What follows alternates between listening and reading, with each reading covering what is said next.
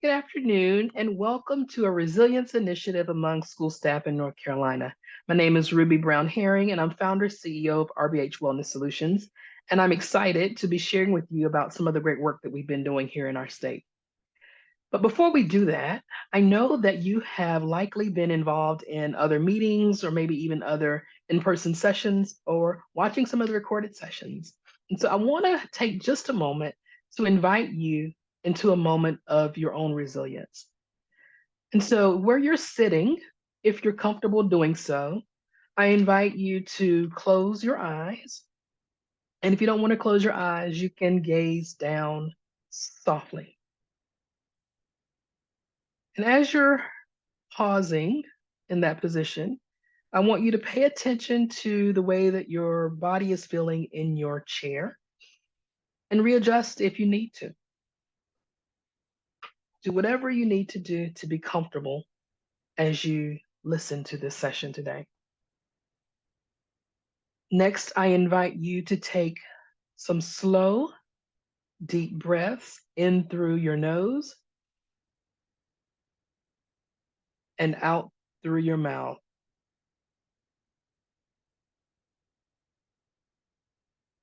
And with each of those deep breaths, release the stress that your body has encountered throughout the day, whether it's personal stress or professional stress. But just allow yourself the time to become present in this moment so that you can learn how you can, in your local communities, work with schools to build staff resilience. Whenever you're ready, I invite you to bring movement back into your body.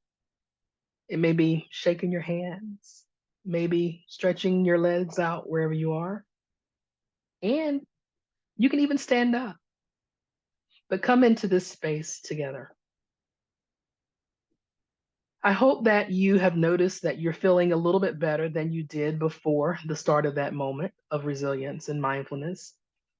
But I just invite you throughout the day, every day, to make it part of your routine, to focus on how your body is feeling and releasing some of those stressors and those emotions with some deep breaths or just a moment of sitting in silence. And so, thank you for allowing me to hold space with you today as we move into this next segment. As we know, we've heard for the last couple of years that, and we've seen that school staff, especially teachers, are leaving the profession in droves. This particular study was conducted by the Rand Corporation back in 2022. And what it showed was that one third of teachers and principals said they were likely to leave their jobs by the end of that school year. That study looked at about 2,300 teachers and just over 1,500 principals. But those questions, we see here some of the responses too. And so, looking at this left to right, when we look at frequent job related stress, nearly three-fourths of teachers and 85% of principals said they were experiencing job related stress, compared to only 35% of adult workers in other fields. When we look at burnout, we hear that word a lot. We see that about 59% of teachers and 48% of principals were experiencing burnout. These are self reported, but only 44% of adult workers in other industries had reported experiencing that. And when we look at being able to build resilience and well being, we see that other adult workers in other industries do so at rates greater than teachers and principals, who are only at 46 and 67% respectively. So this study alone speaks to the need for the work that we've done here in North Carolina. How many of us are Friends fans, right? This quote really is applicable to the beginning or the height of the pandemic. Teachers are trying to keep up with virtual meetings, virtual teaching, parent emails, virtual department meetings, virtual school-wide meetings, their own children, and the coronavirus and everything else. So even though we are kind of post-pandemic, We are still reeling from that traumatic event. So we're seeing where our lives were turned upside down. We had to shift how we interacted with our students and with our colleagues while navigating our own lives. It can be completely overwhelming. There was also a study done by this researcher, a clinical psychologist named George Bonanno of Columbia University. He's an expert, in fact, around resiliency and studies the aftermath of hurricanes, terrorist attacks, life-threatening injuries, and epidemics such as SARS back in 2003. And so what he looked at is how people are impacted, how that when they are faced with such traumatic events. And so this particular graphic speaks to that. And what we know is that people face a wallop of things, whether it's the threat of disease, whether it's isolation, whether it's the repercussions of losing their job, or ongoing uncertainty about things happening in life. And as a result of that, we're seeing an increase in depression, anxiety, substance use disorders, other mental health conditions, including post-traumatic stress. In fact, you may have also heard folks refer to the current situation as a potential mental health tsunami. And so it's coming, it's here in many situations. And part of that we're seeing with educators leaving the workforce. So the work that we're doing here in North Carolina that we did here was really collaborative. It was funded through the CDC, and you see the funding statement there, the disclosure statement. But it was funded from the CDC through the North Carolina Healthy Schools Office, which is within our North Carolina Department of Public Instruction. So for many of you, that's your state Department of Education. But they collaborated with Continuum Consulting Services, myself with RBH Wellness Solutions, and UNC School of Public Health's North Carolina Institute for Public Health.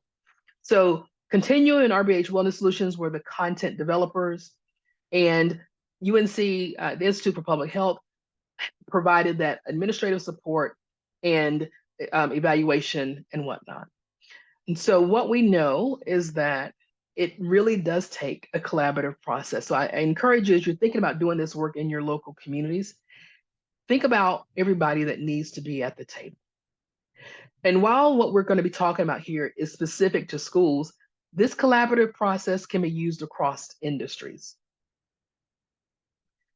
Human systems are most effective when they support the people within them, not just to survive, but also to thrive. And so when we're taking the consideration of well-being throughout the workforce, realizing that it's an essential element to the overall effectiveness of the organization. We've got to move beyond that focus of those individual level interventions of the past and shift more towards strategic solutions that can infuse themselves into everyday practices and behaviors, but at that organizational level. And that is from larger initiatives to smaller, consistent behaviors and actions. So we're going to walk you through our audience and then which leads to the process that we used. So our audience initially were school staff, primarily teachers, across 10 priority school districts. And those 10 priority school districts were identified by DPI based upon some of the barriers and challenges that they were already experiencing. What we found early on through some of our focus groups was that we needed to evolve that audience. And so it shifted to, or evolved to, school staff, but also included administrators and administrative staff, such as support staff, school counselors, school social workers, and even district level staff. And we moved from just those 10 priority districts to all districts across the state. Our process, we're going to go in detail about, but this kind of outlines what we did here. We use appreciative inquiry for our discovery sessions. We did surveys. we provided, use that feedback to review. We reviewed that feedback and use that to design our plan and our offerings. We provided those training sessions. We also put together an employee well-being toolkit that can be used statewide. And then we had wrapped it up with some strategy planning sessions and follow-up coaching. So we're going to talk through each of those steps here today. So let's look at the discovery section. When we think about the discovery sessions, it really is designed to guide the design of the work, right? And in this case, the health and well-being and resilience for school staff for the upcoming school year. This project started in 2022. And so wrapping up that school year and moving into 2020, the 2023-2024 school year, 2022-2023 school year, my apologies. And so we had, as you see here, 2 discovery sessions across 16 participating staff at 10 designated high priority schools. Those were the majority of folks that attended, even though it was opened up to everybody in the state. We also had 1 survey that we completed as well with those staff. Appreciative inquiry is the approach that we use to facilitate our discovery sessions. And you see the definition here, but it's really focusing on what's going well, what our strengths are. How can you play to and reframe those challenges that we know school staff are experiencing and move it from deficits to problems, deficits and problems to wishes and desires, right? So we can focus on that future state. And so when you look at this particular slide, these 4 categories, discover, dream, design, and deliver. When you think about discover, what gives life? What is the best? How can we appreciate and identify processes that work well? Dreaming is what might be. What is the world calling for? Are we envisioning those results? And how might things work well in the future? Because sustainability was a key component of this. For that design phase, what should be the ideal? We're co-constructing, we're planning and prioritizing processes that would work well. And then that final phase, deliver or destiny, is how do we empower? How do we learn and adjust and then improvise? But most importantly, how do we sustain the change? And what we found is what we're going to talk about next. So some of the areas that came up in terms of trends, in terms of what needs more attention are listed here. We've categorized it into these 3 areas: support networks, inclusivity, and training considerations. Staff need more support from administration regarding the challenges that they faced and the impact of the pandemic, because we were still in the middle of that pandemic at the point that we had these sessions. The impact of that past year's events had on them, what it had been personally. They were craving clear indications of allyship, of empathy, of recognition, and support. The importance of that social network among peers with the need to create a more supportive system at work, both peer-to-peer and staff to leadership. Customizing the approach to specific and diverse stakeholders, having that continual inclusion to call out support staff outside of just teachers and creating opportunities catered for their specific needs. So we've shifted a little bit into that inclusivity, moving from just the teachers to calling out support staff. Also within inclusivity, inclusion of that diversity and equity throughout all of our efforts, especially in trainings. Being mindful of our time, so using shorter meetings, trainings in sprints instead of marathons. Sprints instead of marathons that were supported with follow-up sessions. And we'll talk about what those follow-up sessions look like as well. We also realized that we needed to add a bit more fun and lightness among teams, but also in well-being activities and our trainings. How can we be thoughtful in choosing the pre-work and our post-work follow-up sessions. We also realized that this group needed space and opportunities to process the grief that they had experienced, but also providing consideration of the whole person well-being. So this initiative I mentioned was part of the Whole Child initiative. So we're focusing also on the whole person of the staff, not just limited to their emotional and mental health, but also finally being mindful of all the items that were in flux at that time or causing them stress. And it wasn't just COVID. It was staff shortages. It was budget cuts, all of those things. Having to offer courses online as opposed to in person. So these are the things that came up through those discovery sessions.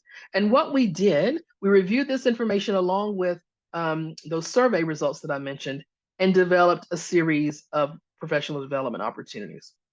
And I'm going to start with those training sessions first. We had what was called resilience and mental health modules. And these are two of them specifically that were offered, but they were 90 minutes modules that were two-part. It was a two-part series, and there were 8 modules available. And so these two specific ones, From Stress to Strength, really focused on developing strategies that help them identify but also manage their stressors while developing new practices that enhance their resilience. The Managing Change and Thriving session was very similar to the stress, but it built upon that. And what we did in that particular session was putting together those strategies that helped create emotionally healthy environments at work, but also at home, because our folks were dealing with a lot at home. We had one nurse in particular during our discovery session that had talked about having spent the weekend at home, calling students to make sure they had to see who had gotten their COVID vaccinations. Or for those that had tested positive, notifying them that they could not come into school the next week. And they were moving into summer school. And so the stressors that she was bringing work stressors into home that impacted her home. So we wanted to make sure that she had tools for creating an emotionally healthy environment at home. And so a lot of that involved restructuring how you think. This particular graphic really speaks to 3 things: activating that event plus the belief of the event equals the consequence of the event. So when we look at this, when we think about the activating event, what is the emotion activating event that has caused stress? Name it. In that particular situation, it was COVID. Then that's the umbrella, right? The umbrella event. There were many more small events under that, but we're using COVID for this particular example. B, the belief about the event. What is your mindset about the event? We use our beliefs to interpret what is happening to us. And then when we think about C, those consequences refer to the feelings that occur as a result of our beliefs and self-talk in response to that activating event. So our beliefs drive our feelings and self-talk about that event. And so the consequences can be in the form of stress, can be anxiety, depression, anger, irritability even, aggression, fear, worry, frustration, just to name a few. So while in life, we are inevitably given stressful situations and forced to face the consequences of A and C, so the activating event and the consequence of the event, we have control over the belief of the event or the mindset of how we face them. So we're going to face them, A and C, but we can only control how we face them. And so these beliefs may be accurate, they may be flexible, they may be optimistic. These types of beliefs and thinking skills can help you reduce stress. However, a lot of those beliefs can also be in the form of automatic negative thoughts. I know that happens to me a lot. And if they're rigid, negative, inflexible, and pessimistic, then this can exacerbate stress that we're already under. So I just invite you to think about this for yourself, where you may have had an activating event that resulted in a consequence, but how did your belief and mindset around that event control how you responded to it? So just some reflection there to think about. Okay. Here's an example. You're running late for work and you are stuck in traffic. I live here in Raleigh, and one of our major thoroughfares is the Beltline. And you have about a 15-minute window to get on that road and smooth sailing. 15 minutes later, and you're stuck in traffic. So imagine being on the Beltline, running late already because you overslept. We're going to go back and say the time just changed. And you run into traffic because there's an accident. There's always an accident on the Beltline. And so I'm stuck in traffic and I'm thinking, oh my goodness. My self-talk might say, and this is where that belief of the event comes in. So my self-talk might be, oh my goodness, I cannot believe this is happening to me. Of all days, I overslept and now I'm stuck in traffic and I'm going to be late for this client meeting. Right? If I'd gotten up on time, I would have missed all of this. So the consequence then of that event are feelings of anger, frustration, and stress. I'm sitting here thinking, I'm looking at ways, trying to reroute, but I can't really reroute because I'm literally in the middle lane of a 4-lane road and nowhere close to an exit. So I feel the stress building up. Here are some things to think about. Alternatives. The alternative is things happen, right? Getting upset over the situation is not going to make traffic move any faster. It's only going to cause me stress. And so thinking about that, reframing your belief to that event. And then the consequence to that alternative thought is that even though we both went through the same situation, how we believed, our thoughts and beliefs around that event changes how our emotions feel. Mind over matter. Harvard Psychology Department did a study that on how we view stress impacts our health. Imagine that. Stress impacts our health. I know oftentimes when I'm talking with clients, stress, our folks are healthy, they're doing well. They may be a little stressed, but they're doing. Research shows that stress impacts our health, our emotional health, and our physical health. And so what they did in this particular study, they split folks into 2 groups and performed a little social stress test, which involved a 5-minute impromptu speech. How many of you, raise your hand, and I can't see them, so it's okay to raise them where you are, would immediately be like, oh my goodness, I got to give a 5-minute speech. What are you talking about? So a 5-minute impromptu speech in front of professional evaluators that were trained, i.e. told, to give negative nonverbal responses. And the other group had a math test. Now, I can do an impromptu speech without there may be a little bit of stress, but I can navigate it. But now you put me in a group and say, you got to take a math test. I hate math and I'm not good at it. So I even now just thinking about this, I'm like, oh my goodness. So the other group was in the group to do a math test where they would receive negative feedback and harassment. So one group, you could just get the nonverbals, the negative nonverbals. The other group, you're going to get negative feedback and you're going to get harassed. They're going to talk about you, as my girls would say. So one group was informed to praise their stress, and it had a positive physiological and psychological effects, including increased cardiac function, decreased vascular resistances, so those veins expanded, leading to many heart conditions, and reduced attentional bias. And so what is the body doing in the negative? Those heart rates are increasing, the breathing increases, we're viewing stress as negative, which can lead to poor outcomes.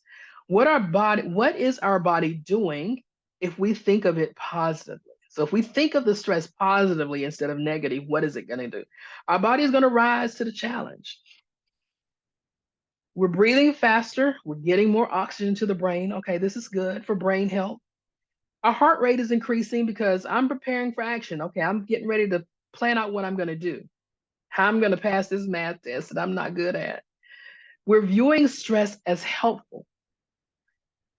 And so oftentimes when we rethink that stress and think about mind over matter, we can be what I call the Superman pose. I can take on anything. It may be scary, it may be hard, but I can handle it because I've changed my mindset. So moving on from the first set of modules that we did to the second set, which were well-being and resilience modules. These were shorter. They were 45-minute sessions held over lunch. So it's like a lunch and learn type program. And we had 10 offerings for that. You see 4 of them listed here. One of the consultants with Continuum is trained in positive intelligence. And so he led several sessions with folks around that. I led 2 of the sessions, the 8 dimensions of mental well-being and self-care, and the social and community health one. And then another colleague who did the stress session previously did the balance and boundaries session. With the 8 dimensions of well-being and self-care, that really focused on the whole person. We talked about those 8 dimensions of wellness identified by SAMHSA, or the Substance Abuse Mental Health Services Administration, so that we got teachers and administrators and staff thinking differently about well-being, thinking about how each of those 8 areas impacted their overall health. And we also challenged them to think about self-care differently. How many of you practice self-care regularly? I try to practice what I preach. And so one of the things that I do regularly is a massage. Now, here's the thing I often tell folks, massages are great, but they're not for everybody. Maybe your self-care is saying no. Maybe your self-care is setting boundaries. And so self-care can look like a variety of different things. It doesn't have to cost money. Self-care could be between Zoom meetings or Teams meetings, you're simply closing your eyes and taking a deep breath before you hit connect. And so challenging them to think differently. One of the examples I gave a group for one of the sessions that I did was ask them how many of them had cafeteria duty. And there was, some hands raised. And then I went on to say, on your way from your classroom to the cafeteria, how do you utilize that time? And the majority of them were saying, thinking about what's ahead, how many students I've got to deal with, what might happen. And I was like, let's reframe that. Let's go back to that belief, right? Because when they're thinking about what's going to happen, how many students, they've got the activating event of cafeteria duty. The consequences, I'm stressed because I've got cafeteria duty, right? So changing your mindset of the event, the belief of the event, and I reframed it and said, okay, what if you spent that time focusing on deep breaths as you're walking, or humming your favorite song? Maybe even thinking about what you can do for self-care once you leave school that day. And so it's really, I invite you to think about how you can challenge folks to think differently about well-being and resilience. So let me move on here. So I want to make sure I get through everything in time. The Eisenhower matrix, you may be familiar with this, but it's around eliminating unneeded stress. During time in war, or in the Army actually, was when he invented it. He invented it to help him prioritize his tasks about urgency and importance when he was facing tough decisions. You might have seen this if you have one of those many, many available books that's called The 7 Habits of Highly Effective People. The key component of this particular model is that urgency does not equal importance. I used to be a career counselor. And I remember one of my last jobs in higher education before I left the field in 2007. I was a career counselor at a major Division I school here in North Carolina. It was my dream job because I'd been a fan of the school and their basketball program since I was in middle school. And so I worked with students that were pre-med and were in pre-med because their family history, right? I had this poster that I kept on my door, and it was Droopy Dog. I'm aging myself, but that's okay. I just celebrated a birthday, 52 trips around the sun. But it was Droopy Dog, and he basically said, procrastination on your part does not constitute an emergency on mine. Because I was eliminating unneeded stress at my door. I was telling my students, if you procrastinate, I'm so sorry, but it's not going to make it an emergency for me. So urgency does not equal importance.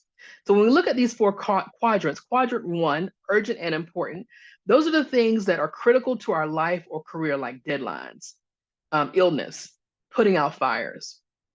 The urgent, the important, not urgent, so quadrant two, those are personal growth and resilience.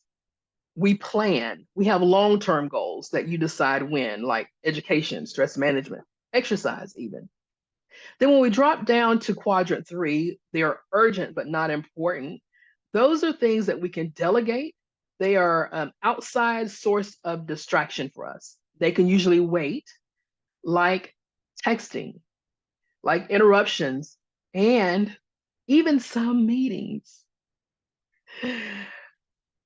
So they're urgent, but not important. And then that fourth quadrant, not urgent, not important. So those are things that are distractions and they're counterproductive coping skills. They waste time and they cause distraction. And it could be surfing the internet, which I do every morning before I even get out of my bed, playing games, watching television. Balance is absolutely important and critical in managing and our unneeded stress. And so what we want to do is to spend less time in quadrant four, so the not important, not urgent, not important, and spend more time in quadrant two, important, not urgent. So I just invite you to reflect back on these areas and think about where you're spending the majority of your time. And if you're spending a lot more of your time in quadrant four, find ways to start to shift yourself into quadrant two. So self-care, we talked about how we challenge folks to rethink self-care. One of the activities that we did was I adapted this self-care plan from the Psychiatric Rehabilitation Journal. It was published there. And so I adapted it for the work that I do. And essentially, we outlined those 8 dimensions of wellness that I talked about earlier. And this particular handout, and there'll be a reference document for you as well that you can download and use. But it outlines those 8 dimensions, explains what they are. And what I did was invited participants to select one of these dimensions that they wanted to focus on for a period of 30 days. Because we had this tool where we would track their behavior. They would report how they were doing in that area because we wanted to see behavior change. This is not about checking the box. This is about going into the weeds and trying to move the needle forward with some behavior change. So they had this front page. The second page was very similar, except it had each of the blocks, but it didn't have the descriptions. Instead, what it had in where the descriptions were, let's say for physical, it had, what am I currently doing in this dimension? And what do I want to do? Because we wanted them to take some time to think about, write it down. What am I currently doing in that dimensions of well-being? And what do I want to do to improve my overall well-being? And then we took it another step where once they've identified that one dimension, then they listed out what their barriers were. Because one of the examples I always give is, I want to improve my physical activity. I want to get out and walk more. In North Carolina, in the summertime, where it's 110 degrees outside, I'm not walking. And so name that as a barrier. Will not walk during the summer. So what can I do instead so that I'm still getting that movement? And one of the things that I have done is that I don't have a really large house, but what I've done, I start walking through each of my rooms, in and out of the room a couple of times through the house. Is it as much movement as walking through my neighborhood? Absolutely not. But it gets me movement, right? And so, what are those barriers? What can you do when you're faced with those barriers? And then we had them identify an accountability partner, not from the perspective of, have you been walking? You said you were going to walk, but somebody to check in with them to make sure that they were moving in the way that they wanted to be moving. So we had them develop that self-care plan so they have that tool that they could pull from when they needed it. The Care for the Caregiver session was one of our add-ons that came up after we started designing all of the other modules. And part of that was because even though we had pulled in support staff like social workers and counselors, we wanted to have something that was specific for them where they could have a safe space with each other. And so we developed this particular session. There was no format to that session. The Care for the Caregiver, what we did was just held space. So they would show up and have conversation with each other. And we would start off with something like, how can we support you today? Or what is one of the stressful things that you experienced this week?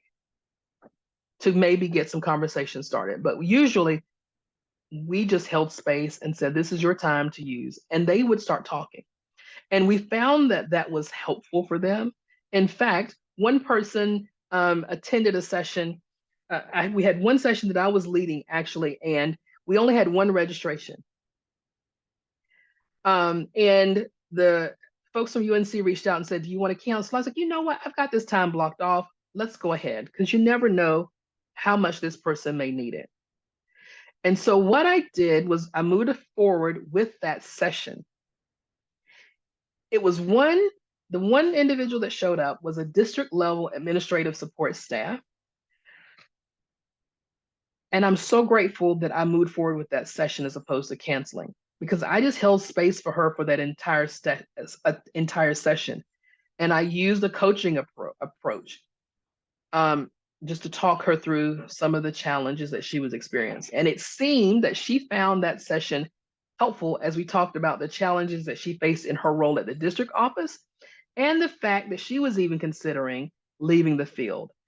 I simply met her where she was at and focused on the quality of the conversation and not the quantity of people in attendance. And oftentimes we can get caught up in, oh, we don't have enough people, we're going to cancel. But I invite you to rethink that and think about quality over quantity. And I'm so grateful that I did that day, because this is the email that she sent the support staff, project support staff, the next day. It confirmed that I had made the right decision. So when attendance is low, focus on having a rich engagement with the one person or the two people that are there, because it could be all of the difference for that person. So I want to touch real quickly on another tool, leadership tool that we brought into this. Continuum uses this a lot with their leadership work in corporations, but we found it helpful with this particular project too, and it's the positive core. And so you see here, it talks about developing resilience, confidence, and courage to live and lead effectively in an uncertain world. And so just like a tree, you root in your core values. You grow with your sense of purpose. We see that so much in educators. It makes me think about when we were doing those discovery sessions at the beginning, we would start, what can we do to support you and your well-being? And what do you think they said? And I know I can't hear what you're saying, but I can imagine somebody's probably saying, I need resources to support my students. And then we would gently reframe the question. We hear you. We know you are in this work for your students, but what do you need to be well? What do you need to grow in your sense of purpose? And it took us a little bit of time to get them to pause and not feel selfish, but to lean into their roots of their core values so that they can grow in their purpose. And so these branches are the pieces of your life that you want to flourish, like your family, your friends, your work community, your health, even hobbies. And so each of those can come with their own stressors, but each of them can also come with their own joy if you stay rooted in your purpose. So you can water the tree by learning what to let go of. I'm going to say that again. You can water your tree by learning what to let go of. So the next piece that I want to talk about here in terms of what we offered, we thought about, okay, after we've done this work, we've had these sessions, what can we do to help schools start to implement this at the local level? And so we created an employee mental health toolkit. There were 3 criteria that we needed it to meet. It had to be easy to use, it needed to be interactive, and it needed to be downloadable. And so I'm going to click through the link here for you in just a second and show you that they could download this as a PDF and make it available, or they can just access it through the web. But those 3 criteria would ensure that schools would use the resource. We also created and provided 5 training sessions. So it's not, hey, here's your toolkit, go use it. And they're like, what does this mean? But we created training sessions that were short, it's like 45 minutes, where we walk through the toolkit where we could explain how to use it and also encourage them to use it. And each one of those sessions, 5 sessions, because I led them, because I developed this toolkit, were well attended. And we're talking high double digits at every session, 30, 40, 50 people. And the feedback was extremely positive. So I'm going to click through here so that you can just get a quick look at that toolkit.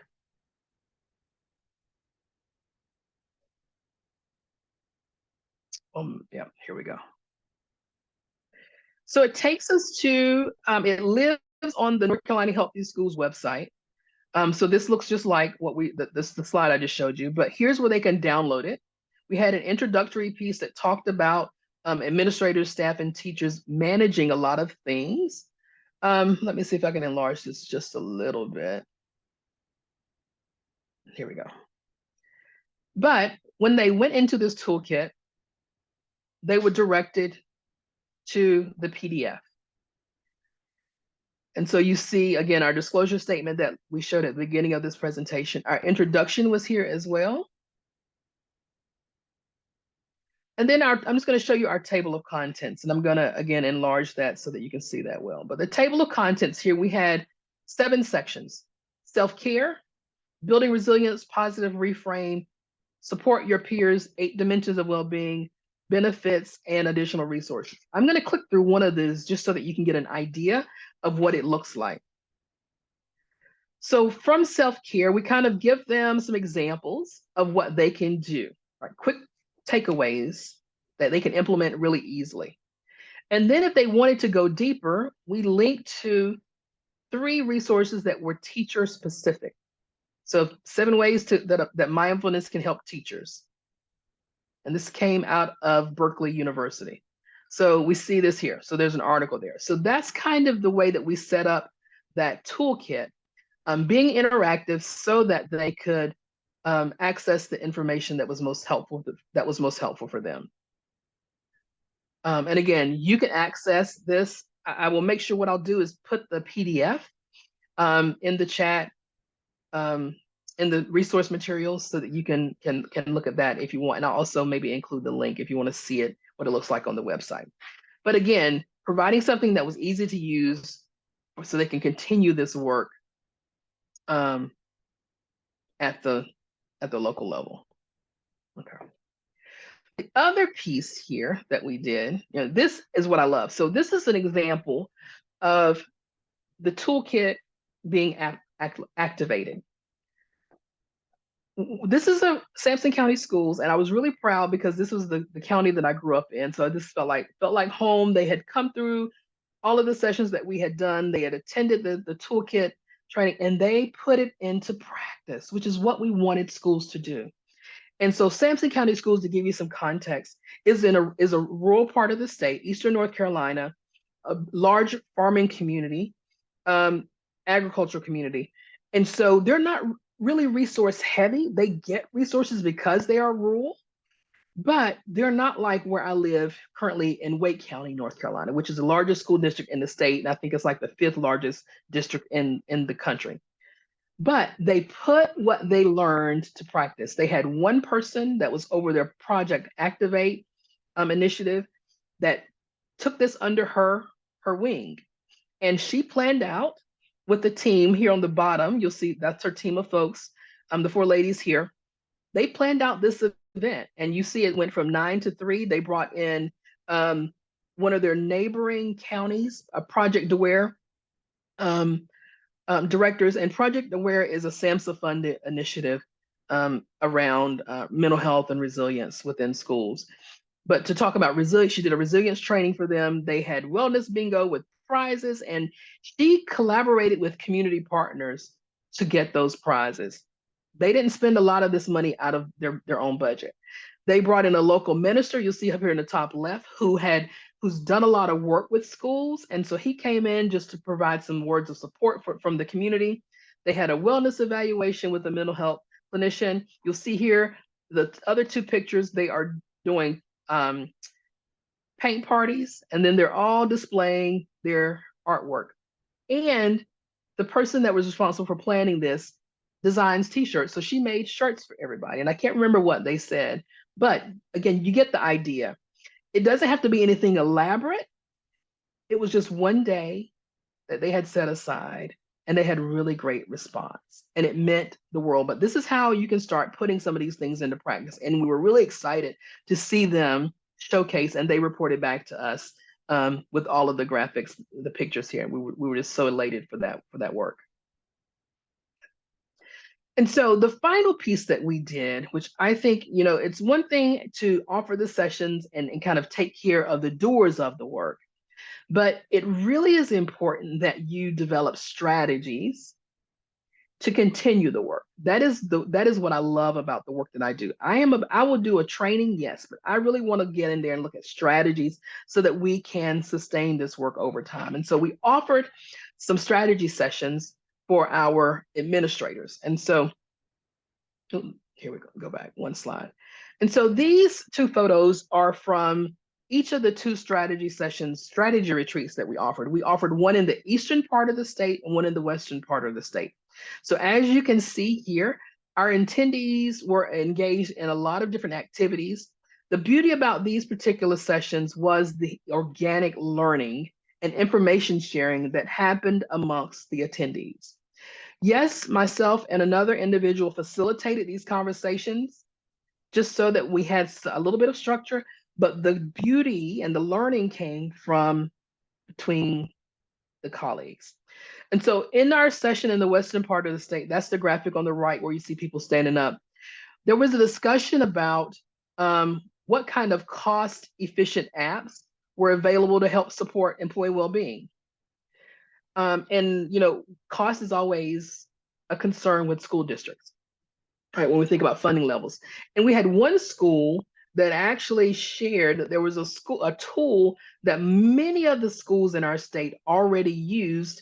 It was focused on student well-being, but they had actually talked with the vendor and found that there was a staff option. And they had been using that with success. Mind blown. Everybody in the room was like, wait a minute. We've been using it for students and it has a staff. They never knew. And so in that moment, you had districts from across the state say, oh my goodness, we need to investigate this. There was the other thing around that too, was that there was little or no additional cost out of pocket to access the staff option. So that even made it better. And so this might not have ever been known, as I mentioned, had we not created that space for collaboration. So some of the learning objectives from our those administrative strategy sessions are listed here. right? Looking at those challenges, how do we identify those successful practices and resources for supporting our employee well-being moving forward? But how do we create that sustainable and realistic action plan? And so there were a lot of things that went into place with that. And I'll actually also put in the resources an agenda for that day.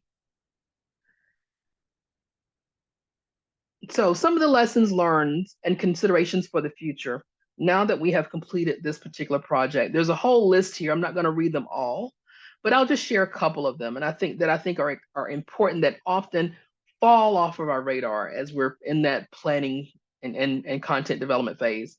That is improving communications and marketing strategies, having that ability to involve the impacted population directly. One of the things that we noticed early on, we had identified marketing outlets. They weren't effective. So we regrouped and reached and found some additional ones. And that's when we started to see our attendance numbers go up. So make sure you have the impacted population directly involved in the conversation. The other piece that I think was important was empowering the system. So increasing the ownership of the work moving forward on that local level, giving them, we've kind of laid the foundation, we've started the roots, right? The roots of the tree, and now it's up to them to grow that tree. We also think it's important to bring administration in early because you got to have that buy-in, right? So starting the strategy sessions earlier would have been something that we would do if we did this project over again, while having continuous follow-up and coaching later. And then a couple of the last ones here was expanding this model for other states. We really felt that we had a solid initiative here, and would love to have the opportunity to expand it to other states, because we saw the improvement that we had here in the success, and so it can be applied to other states. And so if there's any questions around how to do that within your state, feel free to reach out. I'm happy to have a conversation with you about that. And then the final thing that I want to share here are just some key takeaways, which spoke to a couple of things that I mentioned here. I mentioned bringing in the administration early, but also that continuous expansion of a systems approach. You've got to move beyond trainings, folks. This is about policy change. This is about continuing this, building this into the fabric of the organization, and doing so at low cost solutions, with low cost solutions. And so what I'd like to do, I hope you found these tips helpful for you today, and that you can think about them and what they might look like for your school or your district. If you will, please, I'd love feedback. Scan that QR code and just take a moment to share some feedback about this particular session. I'm always looking to improve upon my presentation of this particular project. So I'd love to have your feedback there. And it allows you to share your contact information with me if you want to follow up for another conversation about this particular project. So I'll give you a moment there to scan that QR code.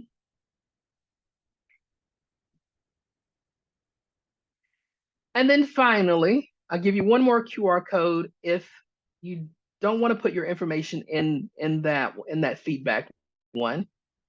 This will give you my contact information. I've got it here on this screen too, but that QR code takes you to an app called Hi Hello, and it connects you with my email address, my phone number, LinkedIn profile. Connect with me on LinkedIn, reach out to me by email, whatever the case may be. If there's anything I can do to support you as you work within your district to build resilience with your school staff, I'd be glad to have that conversation.